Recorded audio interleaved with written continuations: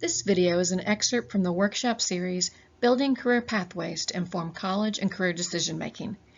3 identical workshops were held in May 2021 to provide professional development, resources, and tools to support community colleges and their partner LEAs in the development of career pathway maps.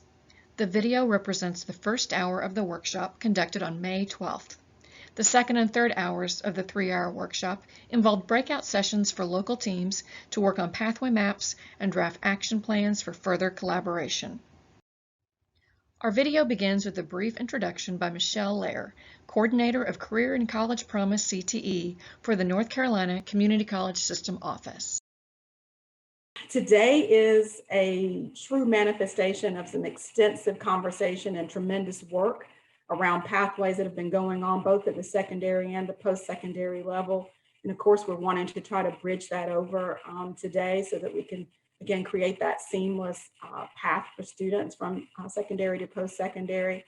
As you know, career pathways are crucial to the success of students that we serve, the mobility of their families, the viability of our local, state, and national economy. So today we are kicking off a series of opportunities to support that work that you're doing with your students all across the state. This is just the first installation of a long partnership that we hope to build in a long series of opportunities to share and to support our colleges across the state as they work collaboratively with their LEAs to extend these opportunities for pathways for our students. So we're going to set the stage today. And to do that, we have with us our guru at the North Carolina Community College System Office, the Director of CTE for the North Carolina Community College System, Dr. Bob Witcher, who's going to share with us a little bit and get us started. Good morning, and thank you very much, Michelle. We appreciate all the work you're doing in coordinating not only Career and College Promise pathways, but our 9 through 14 pathway effort under Perkins. It's great to see Marty Toby here this morning too. I mean, Marty, we go back to Pathways to Prosperity many years as we've tried to develop our pathways across. And we can't, it's so important that we can't underestimate the work that our regional coordinators do to help link high schools and community colleges in the field. I know Anna was with us a little bit earlier in the past too, and now you're with us, and it's great to see that support and the support from Trey Michael up in the Department of Public Instruction office. Thanks for everybody here today for taking part in this Building Career Pathway program. It's really the framework on which we hang our grade 9 through grade 14 coursework to help students see. I believe this is a process that we're going to extend and enhance the work that we've already done in building 9 through 14 pathways around not only Career and College Promise, but around the Perkins pathways. Career pathways have been seen as a framework for education and training. It provides us a common language as we work together. It's helped streamline the delivery of our education and training programs, and it affords us the opportunity to engage with employers. I think that's a key part that we offer through this. Again, pathways encourage us to listen to employers, determine the skills and competencies that are needed, and then focus our work at the secondary and post-secondary level to provide a well-rounded education for our students and for their future work. You know, Perkins 5 calls for the blending of academic, technical, and employability skills around pathways to help individuals earn a sustainable wage. And as we heard Marty tell us earlier, the comprehensive local needs assessment's the foundation of that helps us build that as we look forward. In this next slide, we see President Joe Biden, when he was a vice president in the Obama administration, did a lot of work with community colleges in calling that special work together. And they came up with 7 elements that we see in our pathways today. Engaging employers, the importance of students to be able to earn while they learn, to be able to make smart choices by having the information on how our programs succeed and how students succeed in our programs. And as we measure success incrementally through stepping stones, you know, this just doesn't happen kaboom, you're there. It takes an incremental step as we help craft the individual pathways of students in our greater pathway framework. It's important that we take a look at the open door for all students that we serve, but it's a regional collaboration, not only a high school community college collaboration, but a collaboration with our local workforce. We appreciate all the work that everybody is doing in that area. As we started down the road to job-driven training, Pathways to Prosperity was some of the first work that we did with Jobs for the Future in 2 different areas of the state.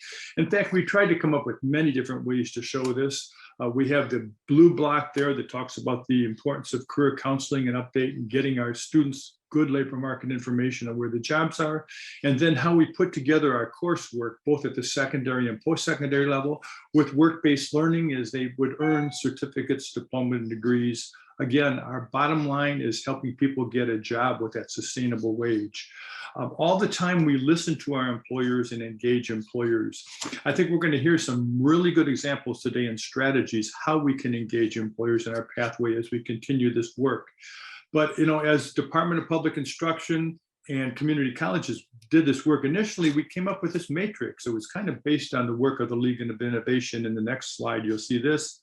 And we looked at many elements, you know, the core elements at the secondary level, the CTE pathways that we could articulate coursework at the secondary level to post-secondary, and even some college courses, which was known early on as Huskins, and now we know as Career and College Promise, all the time helping students build their technical skills toward a goal of a great job that they can help to support their families. I think then as we switched and worked on pathways, we came up with WIOA. We partnered with them and the Workforce Innovation. We had certified pathways for a while. People wrote voluminous proposals on how they were going to engage employers, provide career advising and skill training along the way. But it was all a collaborative effort on a regional area. We really appreciate the work that was done on that, and we look at that as also foundational work as we move forward.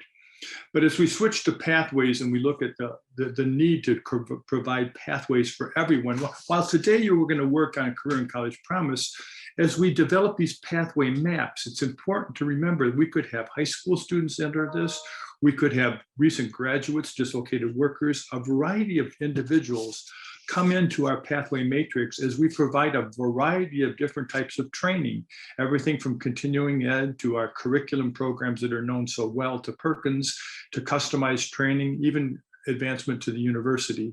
Our bottom line is that post-secondary credential is with multiple entry and multiple exit. The people can stop out and work and then come back in. This is the beginning of that work today, and we appreciate what you're doing. You know, as we look at the bottom there, that apprenticeship point, that's really the gold standard of career pathways, in that it involves employers in the design of the program. Employers are providing work as individuals work through that. It's a process of education and work together. I think as we look at ways to build on pathways and we reflect on apprenticeships, that's another important part of this.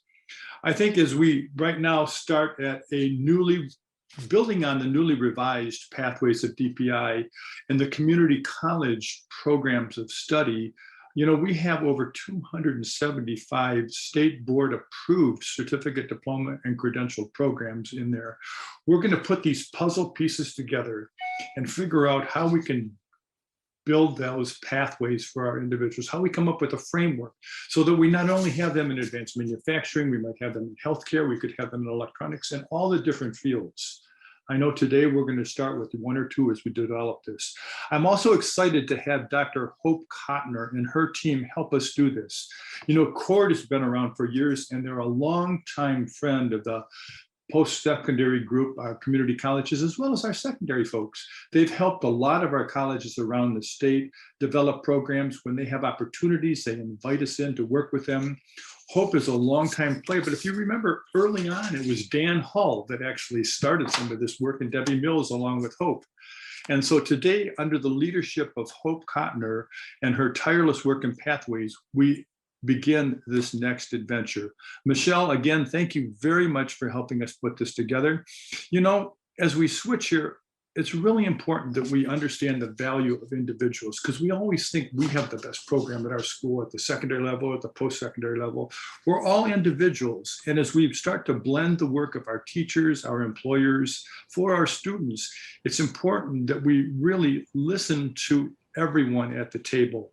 As we develop these maps, everyone has value that they bring. And in order to understand that, we need to have a clear understanding of where everybody's coming from. This opportunity today begins that process. You know, we can all get credit when people enter employment, but what we must remember that we're about building people up, helping them with critical skills for tomorrow's workforce. You know, it's that pathway with a sustainable wage that we're working for, and helping people become contributing members of our community. With the guidance of CORD and with your passion in this work, we will succeed. I want to thank you very much. Thanks, Bob. Thanks for your message this morning. And thanks to all of you for being here, for making the commitment to spend time together today to really dig into these topics that are important to the development of career pathways. And today's work is really going to take us a little bit more to the granular pathway level, and that is to be able to develop career pathway maps. We'll talk about the value of doing that work. We'll engage in a mapping exercise, taking advantage of that information that you gathered prior to the workshop. So thanks to all who did their pre-workshop homework. And if you didn't, no worries, we will help you out. Then once we do some of the preliminary mapping work, then we'll do another breakout. We'll focus on action planning. We've got a template for you to start this work. Certainly you won't finish it today, but it'll give you hopefully a great roadmap for the collaboration work that I know you're going to do going forward.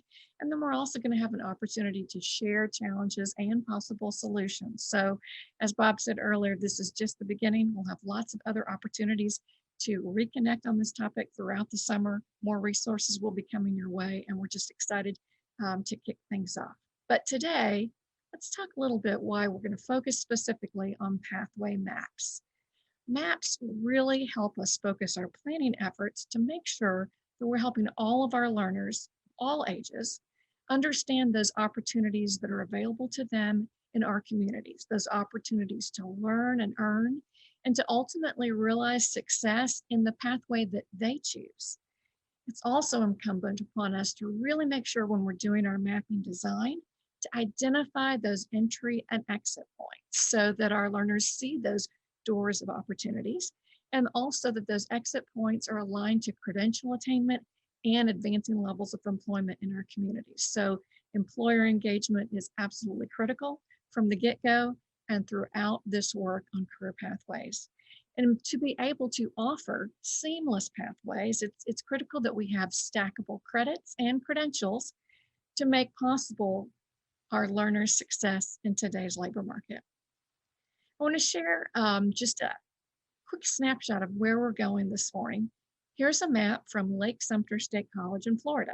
They're part of our Pathways to Credentials cohort, which is part of a federal project we're coordinating right now. And I share this so that you have a sense of what a map can look like, but also the myriad of options in terms of information that can be shared. Lake Sumter has an opportunity in their communities to afford students great dual credit opportunities, as we do here in North Carolina. Then they also have opportunities to move students from a technical college and then on through community college and even on to baccalaureate degree. So this is a display of how their pathways work. So we're excited to be able to offer a template to you all to begin designing your pathways today. And they may look very different, but the information we know is critical in terms of those critical ingredients. We'll get started with that today. I want to share several federal resources with you this morning because I think it's very important to really set the tone for our conversation today, to know what the definition of career pathways is at the federal level, and those funding resources, as well as just overall opportunities that career pathways brings to bear for us in our communities. You'll see this definition here of A through G, and you've probably referred to the career pathways definition just this way. But it's important that we are mindful of this because Perkins 5, WIOA, and the Higher Education Act all call in the same definition of pathways. So it helps us to make sure that we're all on the same page when we're thinking about the scope of our career pathways work. I also want to share a visual that's part of our work on a federal project focused on stackable credentials. And I share this graphic because I think it just, here again, underscores the work that Career Pathways calls us to do, but also focuses on some resources in the area of stackable credentials that build our pathways. And you can really see that synergy there between career pathways and programs of study, that they really complement one another, and it may depend upon what type of program and the background of your learner that are engaged in your work, but ultimately the synergy is there, and they provide a very strong ecosystem for our learners and opportunities at those stackable credentials milestones to leave for employment and to pick up where they left off through those stackable credentials, those credits that stack and are aligned to labor market outcomes. And we can't forget the importance of that foundational element of career exploration, starting no later than 8th grade, making sure our students have lots of opportunities to explore the careers that they might be interested in, and then to step on that first milestone, that first stone on the pathway, if you will, to begin their work in their career area of choice. Also want to share another federal resource this morning, and this is the product of a particular division of the U.S. Department of Education called the What Works Clearinghouse at the Institute for Education Sciences.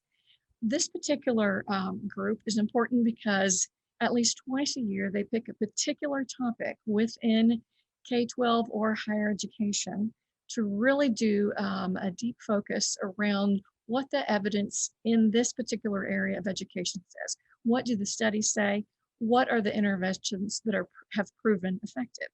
And I had the opportunity to serve on the post-secondary CTE panel over the past 18 months. And what was so important about this work was not me serving on it, but was rather the outcomes of this evaluation of the studies in the area of post-secondary CTE. And the intervention that was proven the most effective among thousands of studies, and then a small handful, just 22 that were proven to align to the most rigorous evidence, is that career pathways are the intervention that really do make the difference in the post-secondary CTE arena. So you see the title here, Designing and Delivering Career Pathways at Community Colleges, and that is really what this practice guide is all about. There's some wonderful examples, and all of the information and resources are structured around 5 recommendations. I'll just share the first one this morning because it's quite the umbrella, overarching recommendation. If you want to think of it about that way. Marty mentioned this first word in his comments, and we will definitely call into play the essence of this recommendation today, and that is the intentional design and the structuring of career pathways programs to enable students to further their education. We see those stackable credentials here, to secure a job, and then to advance in employment. So those are some of the essential ingredients, and you'll have the opportunity to explore these recommendations even further. Our last federal resource that I want to share this morning is a project called Advancing Credentials Through Career Pathways that was actually originally funded through a project that started at the Federal Department of Education. In it, there are 3 major focus areas that are really the essence of career pathways and providing those pathways of opportunities for students in our communities. Engaging employers in strategic and sustainable ways, building pathways based upon industry-validated stackable credentials, and then supporting completion, whether that's through non-credit to credit alignment, credit for prior learning opportunities, or other work and learn opportunities. These are the 3 key pillars of the project. And we were very fortunate to have 7 colleges from here in North Carolina participate in the original cohort, and they're going to be sharing with you today some of their innovations. Our first college that we'll highlight today is Forsyth Technical College, and David Dinkins is here with us this morning to talk about their efforts around employer engagement. David? Thank you, Hope. Good morning, everybody. My name is David Dinkins. I'm the Department Chair of Advanced Manufacturing at Forsyth Tech Community College in Winston-Salem. And I'm going to take a few minutes to give you a quick overview of the BILT model, and then I'll talk about the benefit that BILT can provide to your programs, and I'll give a couple of examples of initiatives that were successfully launched at Forsyth Tech with support from our BILT partners. So BILT stands for Business and Industry Leadership Team. And I want to emphasize that it's not simply just an advisory committee. It does take the place of one, but it goes beyond just receiving advice on your program performance. It is designed to truly engage industry partners as co-leaders to play an active role in program development and related activities. So members they're truly active participants in that they engage in the process of assessing curriculum content, identifying areas of improvement, and working with college faculty and staff to create effective action plans. So goals are developed along with metrics to ensure that objectives are actually being met. BILT adds value to your program by fostering working relationships between industry and the college. Those relationships are developed as you work together towards specific goals that align with the missions and mutual goals of your organizations. It enables you to focus your curriculum to ensure that you're targeting the skills that you know your industry partners value. One of the most critical activities of the BILT is the KSA analysis, which stands for knowledge, skills, and abilities. The entire BILT team participates in ranking and prioritizing KSAs, which we as faculty can then map to competencies and learning objectives within the courses. So this ensures that we as faculty are developing curriculum content that aligns with the most in-demand skills, while not continuing to focus on content that could potentially be irrelevant to the needs of today's labor market. So if we're looking at certain competencies or skills that we were teaching 10 years ago, we can truly know from industry, are they still relevant? They may be, maybe not. Also, does the industry that we serve, do they value certifications? So I use the example of IT because I think many of us know that there are many certifications within that field, industry certifications.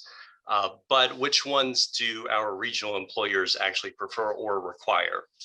Other technical fields have certifications that are associated with specific manufacturers of equipment and software.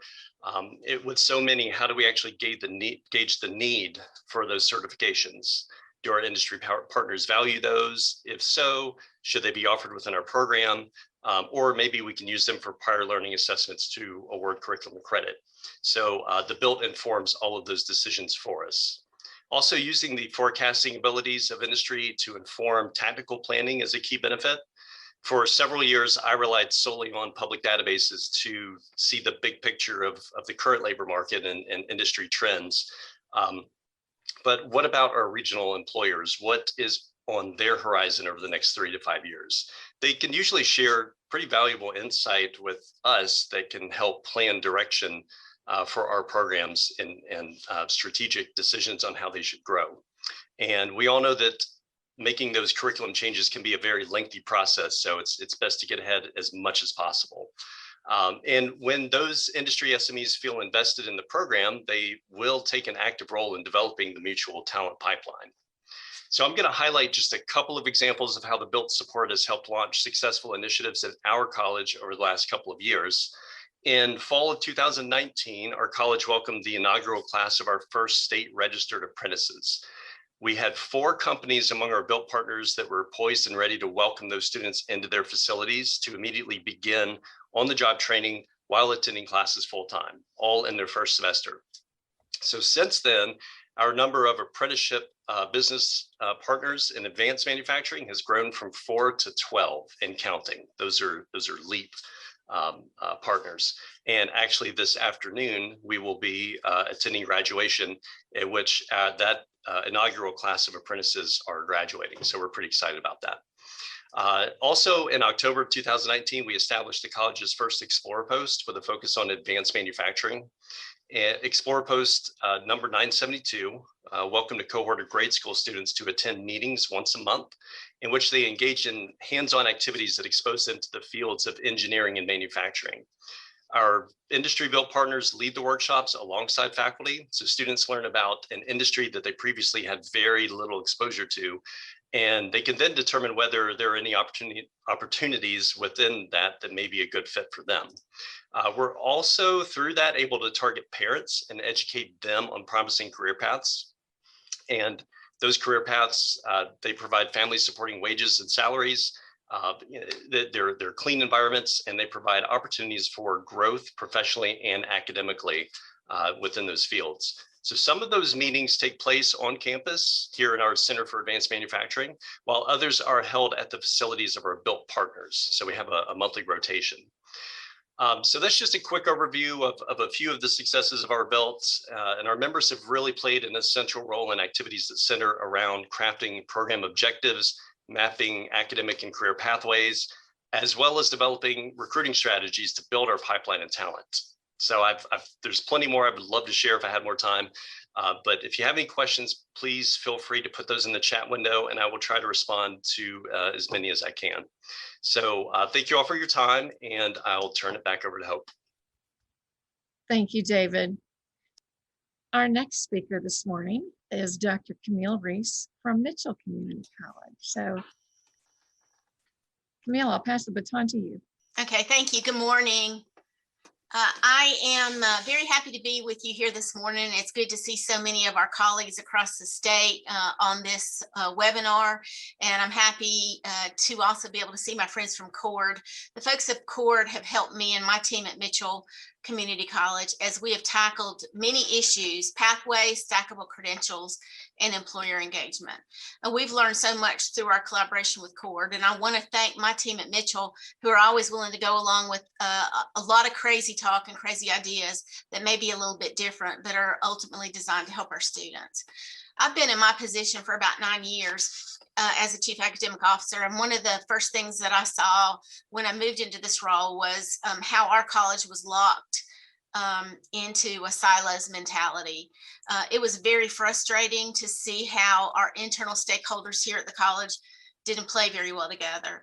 There was a giant chasm between what was going on in the curriculum side of the house and the continuing ed side of the house. And I knew that for us to become more effective with our college mission, we had to do things differently. So I was very intentional and diligent about trying to partner with our colleagues in continuing ed to work on breaking down some barriers to better help our students. And that persistence has paid off. We now work together much better. There's still issues with territory, but I believe that it gets better each year. Our focus, as you can see on this slide, is all about how we build pathways from high school to degree completion here at Mitchell, and then transfer to a 4-year university.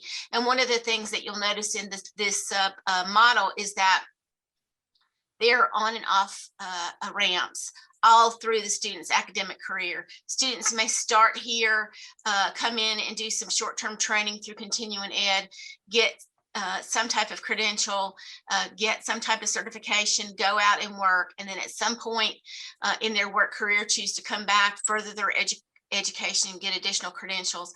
Ultimately, we hope culminating in a degree from our college and then transferring on to one of our 4-year university partners.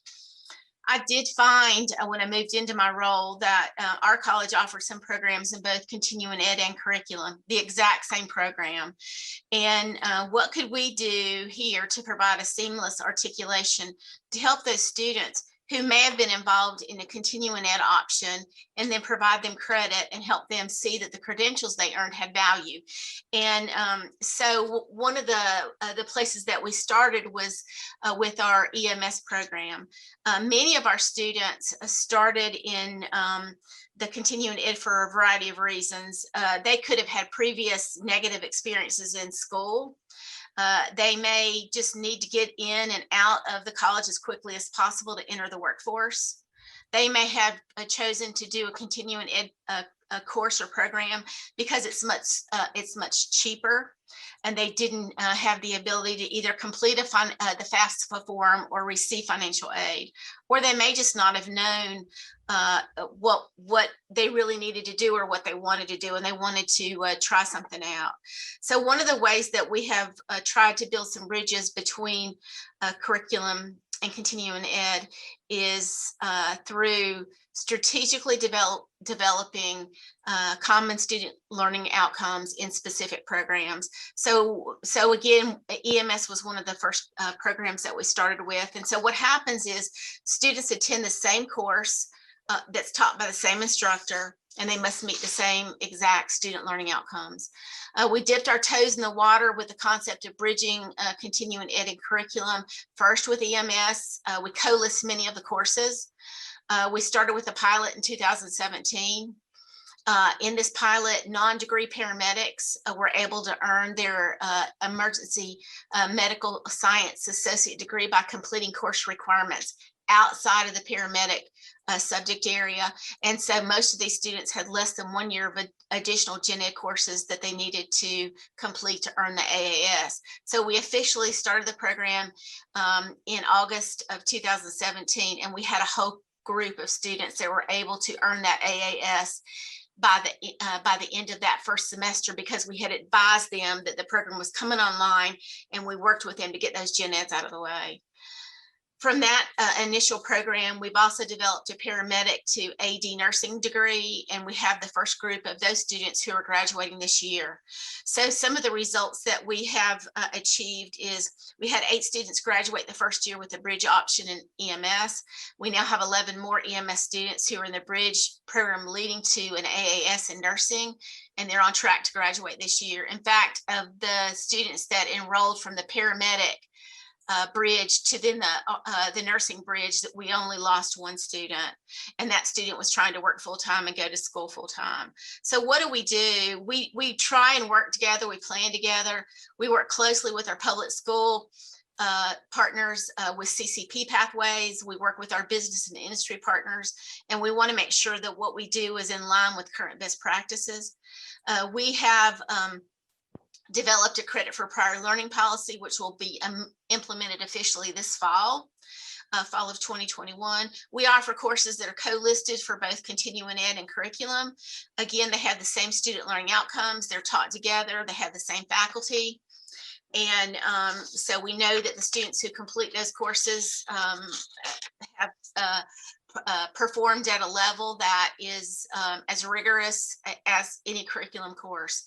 Where the college is now a registered sponsor of apprenticeships. We started that in fall of 2020.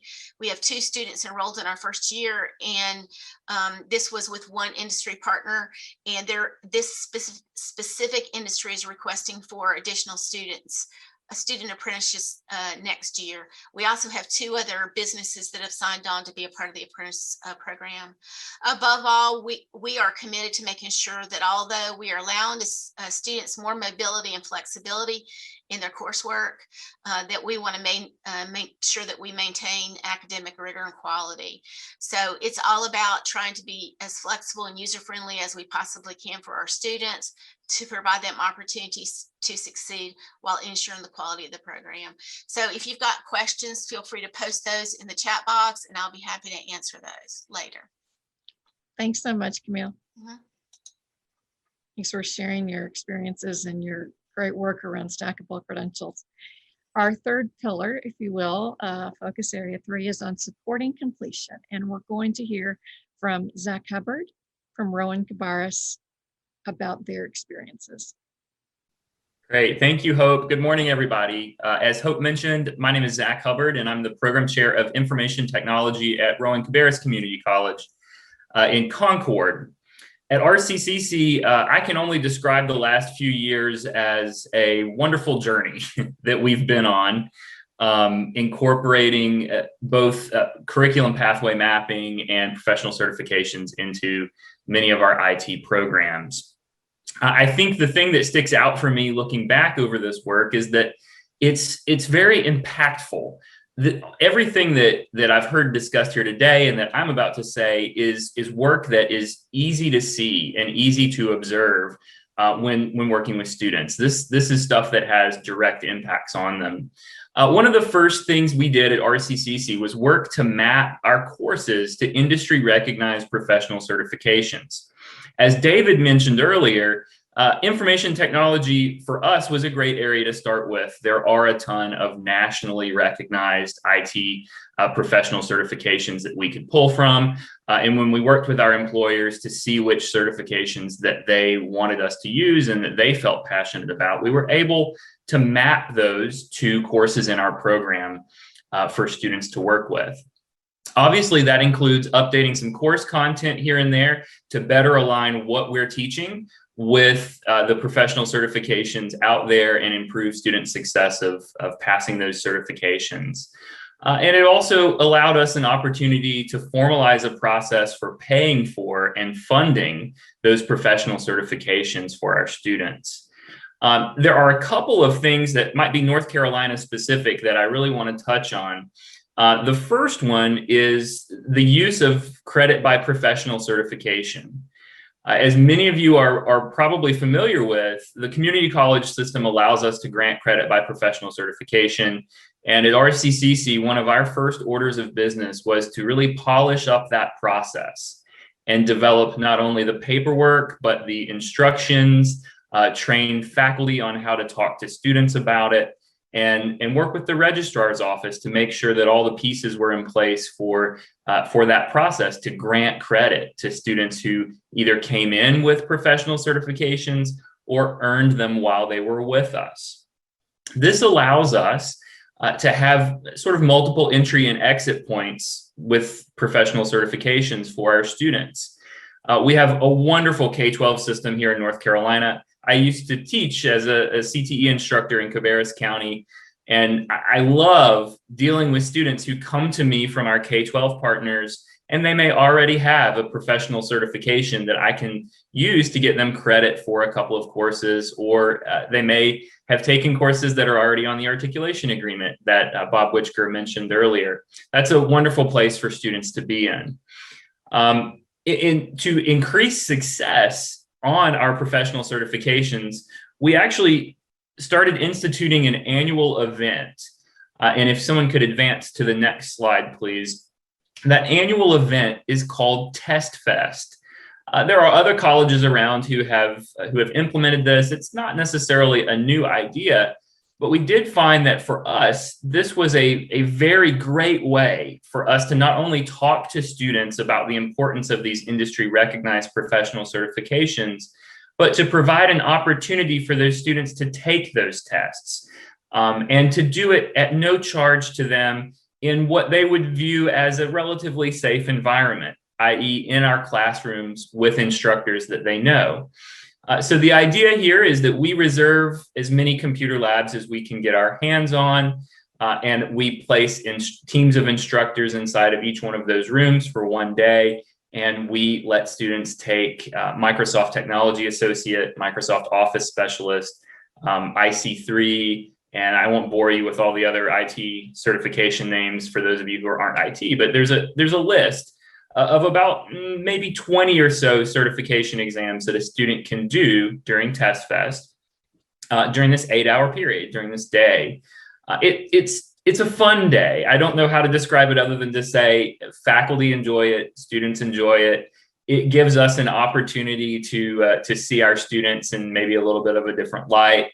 It gives us an opportunity to work with each other in a way that maybe we don't do every day of the week.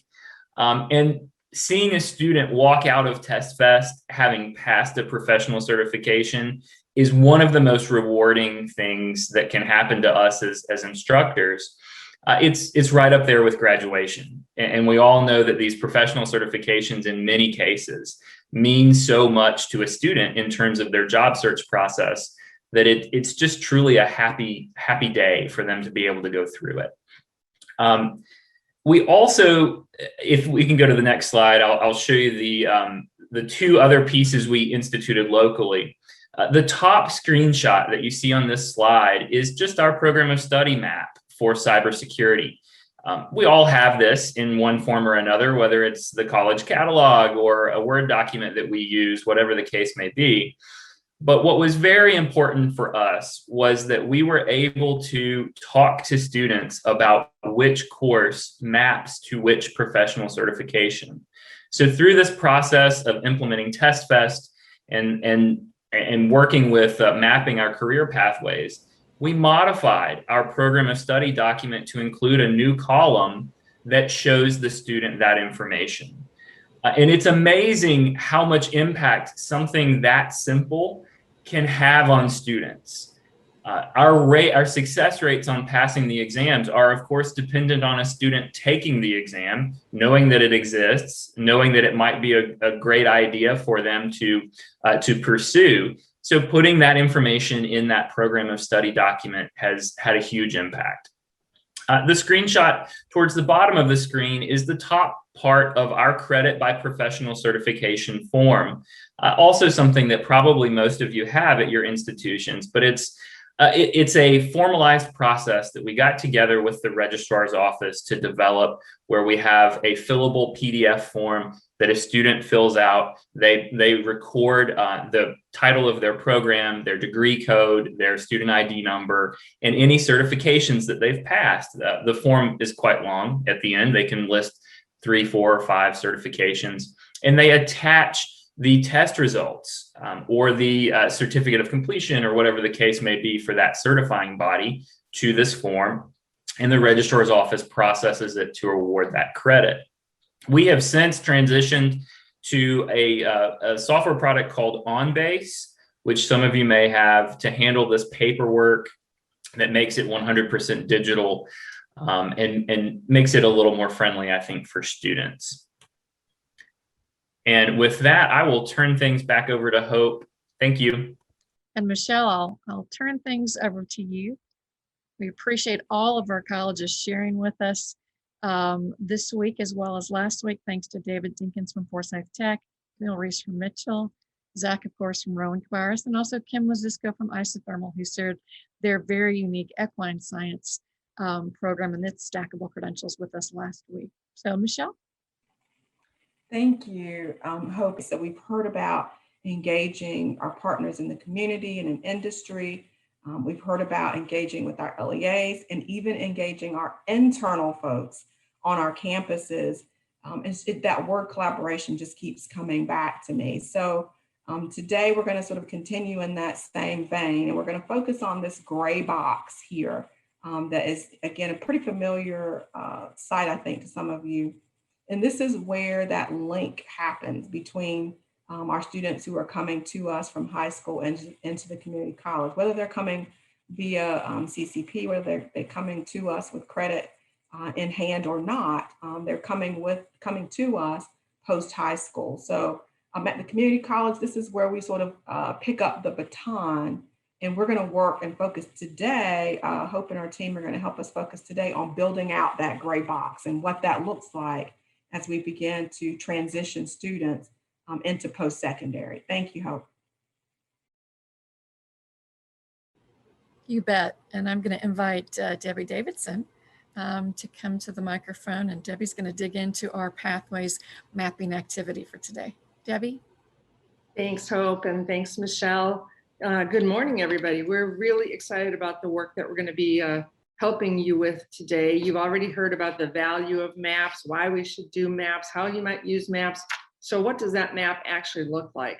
We earlier showed you this one from Lake Sumter State College in Florida, and we're gonna show it to you again and kind of break it down just a little bit. So we had asked you to bring information or pre-workshop assignment for many of you at the colleges to do. And so this is how Lake Sumter had organized their information. The blue box to the far left is their prior credit. So what are the courses and the credits and the certificates that individuals can earn in a high school that will transfer into their program? And then you'll see there are a number of pathway certificates that they have with their secondary schools that includes certifications. They then have one called prior credit for the technical college. In Florida, they have a technical college that does not confer credits. So they take the learning from the technical college and crosswalk that to what is offered at Lake Sumter. And so in that purple box, it says prior credit technical college certificate. They then move on to their college certificate. In the yellow box, they have a certificate called Medical Information Coder Biller that has 37 credits, and they show the certifications there and the career, what is the job title and what are the wages, what are those typical starting positions. They have a second certificate called Medical Office Management of 34 credit hours. So they've listed the same information there, and that all falls into their associate degree, which is in the green box, Health Services Management. And then in Florida, they're also able to offer the 4-year degree in strategic leadership, and they show how that associate degree folds into that. So at Lake Sumter, they did a number of maps. This is one that would typically be shared with a high school student and their parent to show them that entire pathway. But they also did a version for those who just start at the technical college. The blue box would not be on that one. And then they have one that is just for an adult learner that's coming to them for the first time. And so the blue and the purple boxes would not be on there. So there's a lot of different ways that you can display this information, and don't be too overwhelmed by this. This took quite some time for them to put this pathway map together, but they started in the same place that many of you are at today. So I want you to know it's possible to accomplish this and to have this very clearly defined map. So mapping career opportunities and economic mobility is really about creating this visual story. So you think of the pieces that for the colleges that we asked you to put together today, or you think of the map that we just looked at. It's a visual story that tells an individual, you start here, this piece bolts onto this piece, which stacks onto the next piece. What are the jobs you can get along the way? And what are the credentials you can earn? So we're kind of linking up, what is your career map, which employers can help you with? And then what is the education map that aligns with that? So what credentials can you earn? What industry certifications will the pathway prepare you for? And how do you keep moving along that with exit ramps and on ramps? Because we know that many individuals start out, they may just take a certificate and work and then come back for the next level and so on. So what do we include in the pathway map? We start with the academic credentials. So typically we'll start with what is the associate degree that you offer, and are there any certificates that lead to that? Are there any other, sometimes multiple certificates, or sometimes a diploma program that leads into that as well? What's the program duration of each credential? Is it a semester, 2 semesters? Is it 2 years? How long will it take an individual to earn that credential? What are the related industry certifications? And I know that, both Zach and David have kind of hit this pretty hard about, there are a lot of industry certifications out there, but you need to know what is valued by your local employer base. Are they saying, yes, we will hire somebody if they have this certification? Or are they saying that's a nice thing to have, but we're not at that point yet that we're requiring it of our employees? And then what are those employment opportunities at those exit points? What are the job titles? What are the wage ranges? There's lots of national data you can look at, and there's probably statewide data, but you also need your local or regional data to know what are your employers specifically looking for, not the more general, broad, here's what employers say nationally, because your area is going to be very specific and you want to make sure that you're aligning to your local needs. Credit for prior learning, all different types there. It could be credit for military experience. It could be credit for somebody that comes in with an industry certification and you crosswalk that to a credit-based course. So you can say you have this certification, we will award you 3 credits for that. That is really important because on this pathway that shows an individual, you may already have credits. And so you don't need to spend time and more money to take something that you have already shown proficiency in. And then the articulated 4-year programs. We want people to think lifelong learning. We want them to know that the associate degree more than likely is not their terminal degree, but that there's opportunities for them to move on from there into a 4-year baccalaureate program. So who should participate? We know that many of you have brought teams with you today, which is awesome. We love to see that. But even if you haven't brought a team with you, or maybe someone from your team attended last Thursday or this past Monday, having a team approach to this at your college and at your local community level is really important. You want to have your advising and counseling staff engaged. They are the people that are going to be using these maps with students, whether it's at the high school or the college level. This will be a tool that they will use to tell that story of how you get from point A to point B and what are the stops along the way.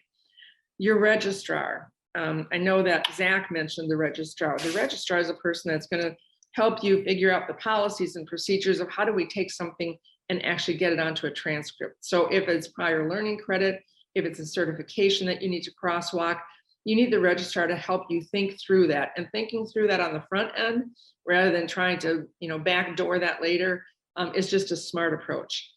You want to have the staff responsible for your high school articulation. I know many of you have your secondary partners there, and you may have a person at your college that is responsible for that high school articulation. You want to have them engaged, and also the person responsible for your university articulation.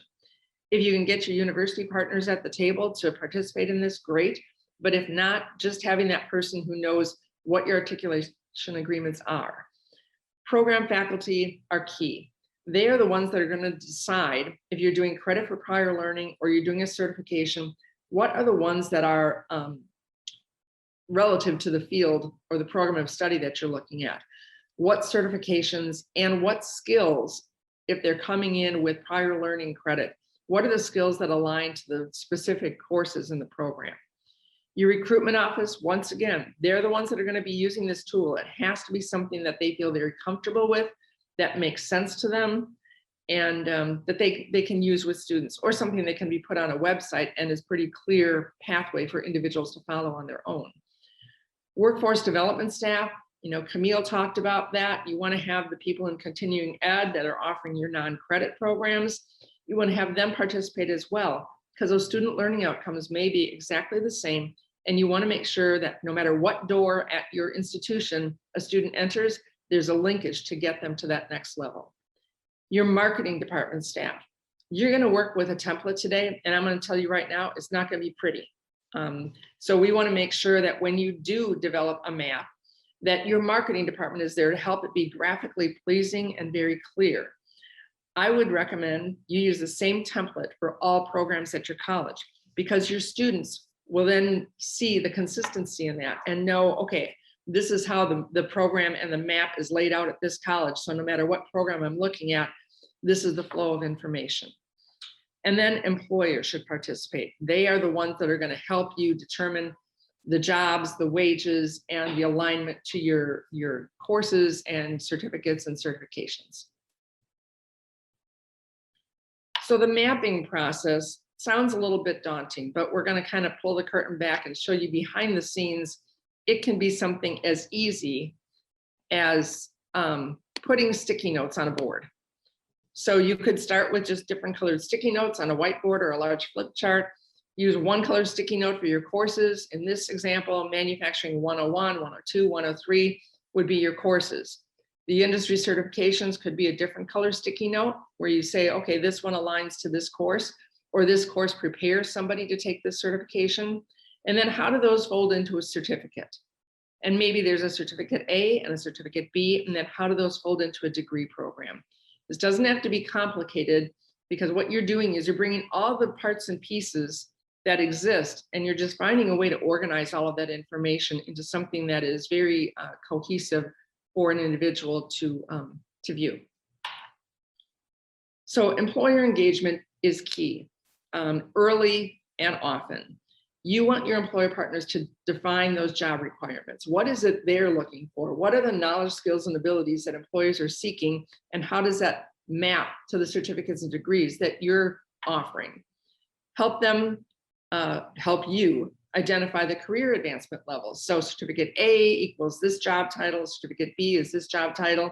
And if there's a certificate in there that doesn't equal a local job, you need to rethink whether that certificate is absolutely something that you should be offering. The employers can help you gather the wage data for each job title. Like I said, you'll get the local information, and you want to repeat this process annually. When you put these maps together, they're a living document, and things are going to change. What the secondary schools offer as that front bolt-on is going to change. Your certificates and certifications may change as you identify trends and you keep that up to date. And then your university articulation agreements may change. So you want to make sure that you understand this is not a one-time activity, but something that will need to be refreshed at least annually. So the best way to think about pathway maps is to start by reviewing what are some examples of pathway maps that are being put together at other institutions for a variety of programs. And we're going to show you some of those today to kind of give you a jump start on that. And there will be, you'll have access to a repository of information with some different map examples as well. The first thing is to determine the best flow of information. Some colleges start at the bottom and move up, others at the top and move down, others left to right, like the Lake Sumter one that we showed you.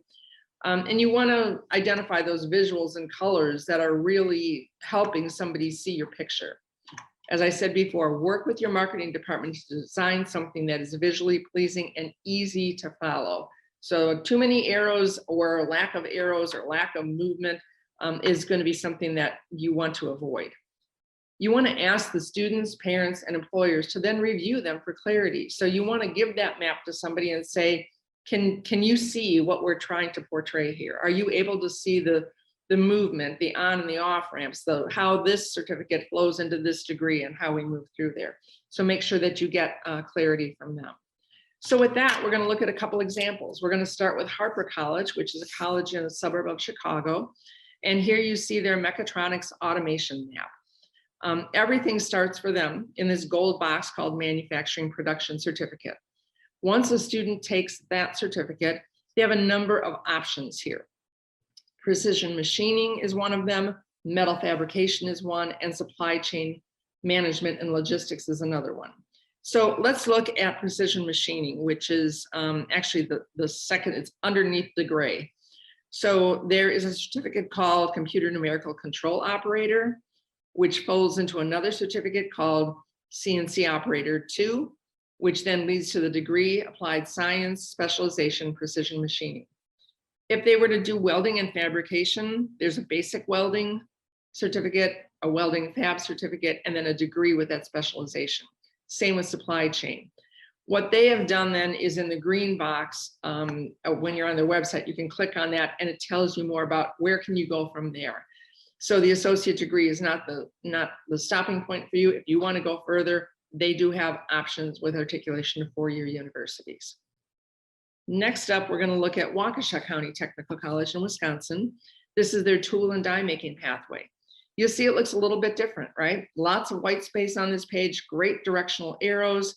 So they say this is their pathway. CNC operator is a 14 credit certificate, leads into a 23 credit technical diploma, and it tells you what is the career title and what are the wage opportunities there. I like this because they're encouraging to students only 4 more courses and you'll be at this next level, which increases your wages. Only 11 more courses and you'll be at the next level, which increases your wages. So some good cues there and some encouragement for students to say, keep on the path, keep going. You'll get to that next level and you'll have wage increases as you go along. Next, we're going to look at one from Monroe Community College, which is a model that shows this. Sorry, Debbie. Okay. Bear with us. I knew you were going to get there. That's all right. The folks from Waukesha are so great about sharing a link. Oh, okay. But, so in case you wonder, when you all get the slide deck, you can click on it and you can go straight to the map and explore others. So here we go. There you go. There you go. So as I said, this next one is a modularized educational pathway from Monroe Community College. Really shows more of the higher level.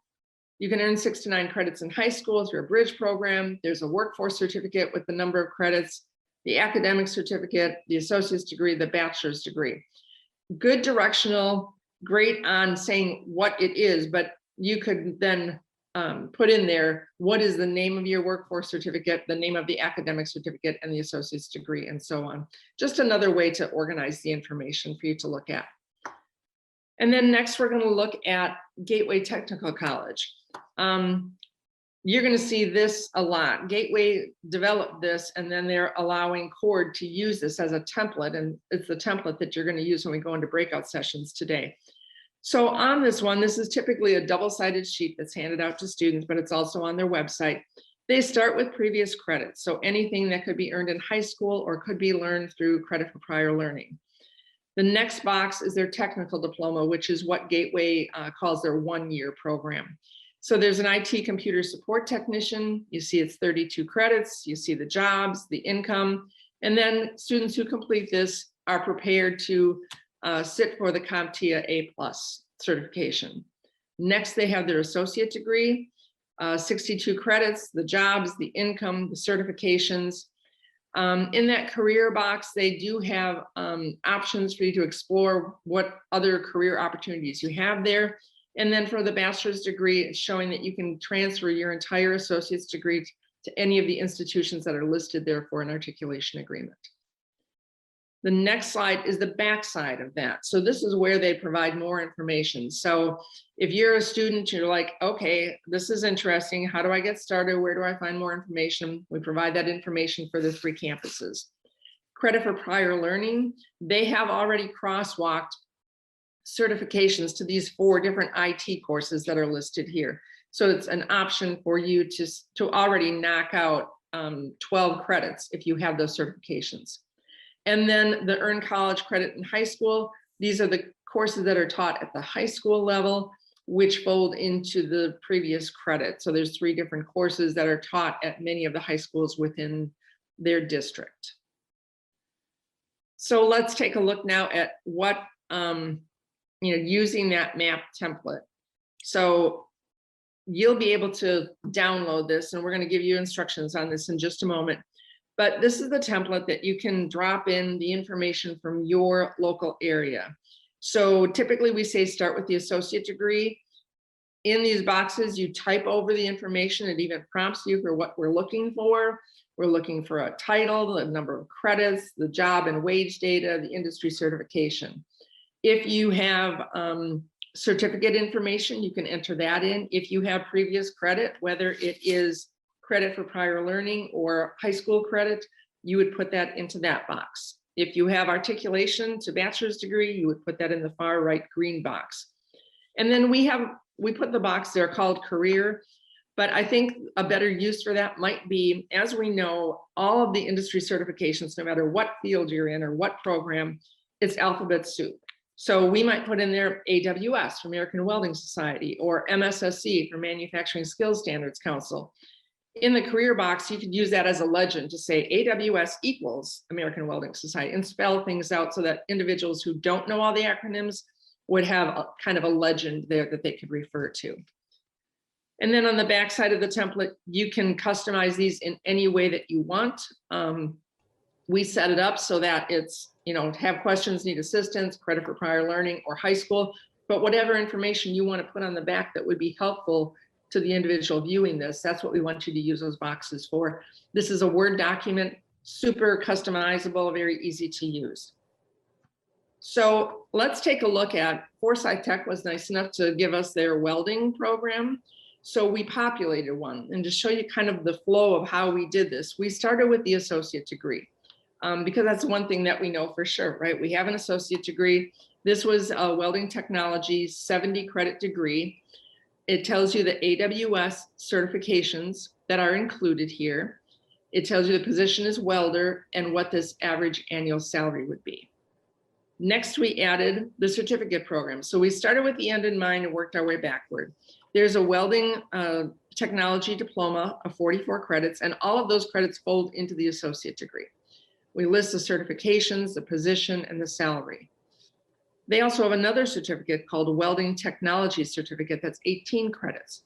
That folds into the diploma, which folds into the associate degree. Same information listed there as well. And then under previous credit, they actually offer that welding technology certificate at the high school level for the 18 credits, but they also offer credit for prior learning. So if you are somebody who has an AWS certification, those certifications have been crosswalked to their courses so that they will actually grant you credit for the certification that you already have. So with that in mind, we're in just a bit, we're going to send you to breakout rooms. You have been grouped and you have links to your breakout rooms.